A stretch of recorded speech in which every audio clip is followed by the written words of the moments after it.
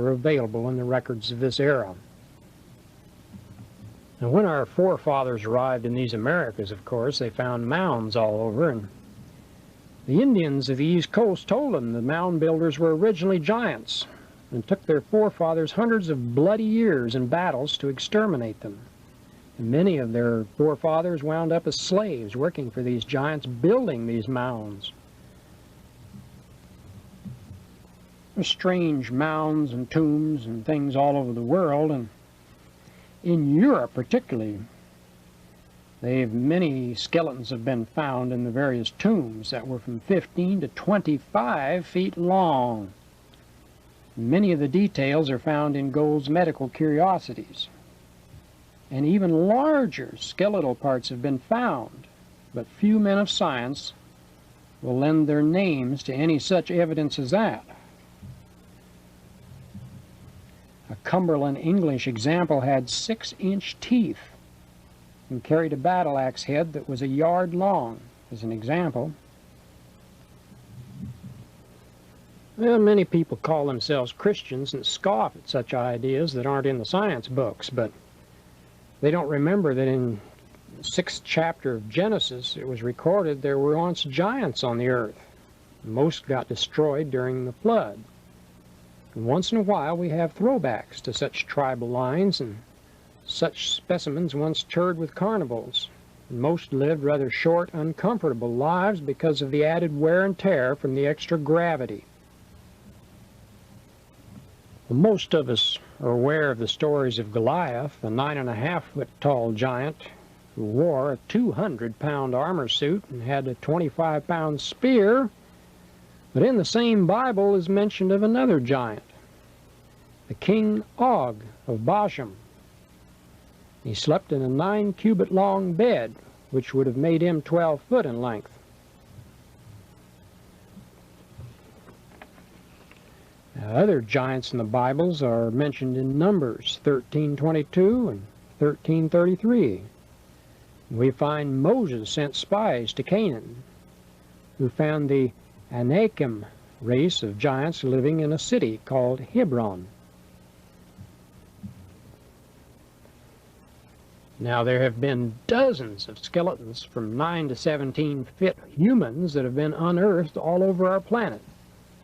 A few persons realize that there are hundreds of spear points over a foot long that are common all over the world and continually found. Virtually all the Indian tribes across the Americas have legends of their forefathers battling with the giants who once inhabited this Congress and this continent, and they were called Sitakak, and in the west eventually were driven into the Mount Shasta area and died out there. Now, Greek, Hindu, Chinese, and Incan literature tell the same story. We tend to ignore the Indian legends and pick up on the European legends, guys of fairy stories and such about the giants. And these have less truth in them than the Indian legends as a rule. As an example of one of the skeletons found, there was a discovery in Lovelock, Nevada, by professional archaeologists of UCLA. When they presented with the evidence of these 8- and 9-foot bones, they dismissed them, ignored them. And what you see before you here is an 1895 9-foot vault, found here with a woman and her child in it. It was from Yosemite Park, and the Awanichi Indians there had long maintained that there was a giant in the area, and this was proof. And scientists in Los Angeles authenticated this find, but today the remains are conveniently scrapped or forgotten. And this is from an actual photograph of that period. Another sarcophagus that was found in Salt Lake City area had the remains of a 12-foot specimen in it. It was in a March 14th issue of the 1891 Desert Weekly in Salt Lake. And on the East Coast, many discoveries were made, similar remains. Various mounds west of Chatfield, Minnesota yielded 6 skeletons that were huge. This was according to the St. Paul Pioneer Press, number 5, volume 8. And then there were many legends of the Sinbad and such, as you can see here. Many persons have to have better evidence, and here are photographs. Jack Earl was a famous circus performer, giant, also a poet. The skeleton is the Irish giant, and the Anomalies and Curiosities of Medicine by George Gold. It was put out in 1896. The Chinese giant Chang Yu Sin. Robert Wadlow was billed as the tallest man that ever lived by circuses a few years ago. The daughter of Chief Winnemucca, for whom the Winnemucca, Nevada city is named after, exclaimed that the giants were exterminated in that area by her people early in the 19th century.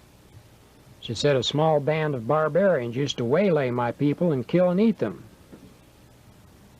They'd dig holes in our trails at night, and our people would fall in these holes.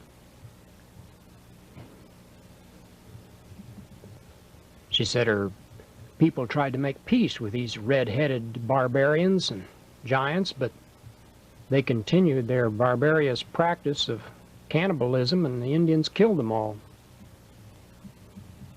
It's a 1984 picture of Chris Greener. He's one of the tallest men in the world at this time. He's from England. Ivan Marks of Northern California was the first person in this area of the world to photograph the Bigfoot. And here are a couple of his photos. According to Marks, the North American Sasquatch has a head shaped somewhat like a gorilla's, with some features of prehistoric man added. The eyes are small and pupils are reddish to prevent snow blindness. And his faces are hairy, and the whole body is heavily padded. Hairy as protection against the cold. While Ivan Marks' first photograph here was of a very young Yeti, here's a full-grown Bigfoot, Sasquatch.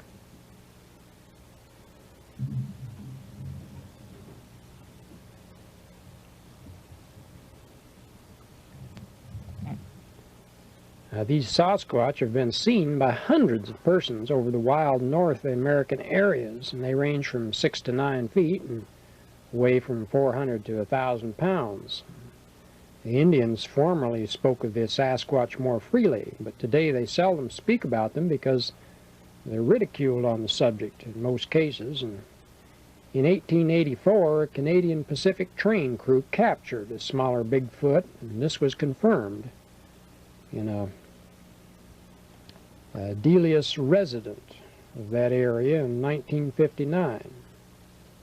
In 1924, a logger was kidnapped by a Bigfoot who tried to interest his daughter in the Ostman, the logger. There are dozens of other strange first-person accounts. These are easy to find in various records and reports. This is probably the most famous of all of the Bigfoot photos.